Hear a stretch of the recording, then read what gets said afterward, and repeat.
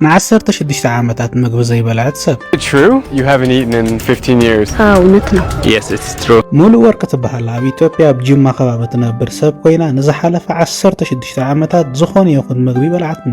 ንሳ ከም ዝገለጸቶ ሓደ እዋን እዩ ወል 10 ዓመት ከለኹ ትምህርቲ ንኽኸይድ ንጓል ዝተሳእኹሉ እዋን ወላ ሓንቲ ናይ ጥሜት ስምዒት ኣይተሰማዓንን። ወላ ኮ ስድራይ ንዕቑረ ዝተበሉና ኣብቲ ሰዓት እቲ ግን ወላ ሓንቲ ናይ ጥሜት ስምዒት ኣይነበረንን።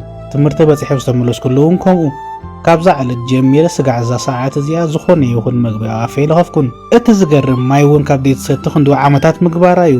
ጨራ ወይ ሽታ ናይ ምግቢ ወላ ሓንቲ ስምዒት ኣይፈጥረለይን እዩ። ይዝክረኒ ናይ መወዳእታ ኣብ ሂወተይ ዝበልዓኽዋ ምግቢ እንጀራ ምስ ዓደስ እያ።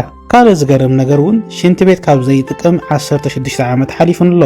እታ እንኮነ ሽንቲ ቤት ዝኸደላ ምኽንያት ነብሰይ ንኽሕፀብ ጥራዩ። በዚ ነገር እዚ ብሕክምናዊ መዳይ እውን ቸክ ከም ዝተገብረላን ከም በዓል ዱባይ፣ ኳታር፣ ስዑድ ዓረብ ከይዳ ወላ ሓንቲ ይኹን ፀገም ከም ዘይብላ እውን ተሓቢሩ።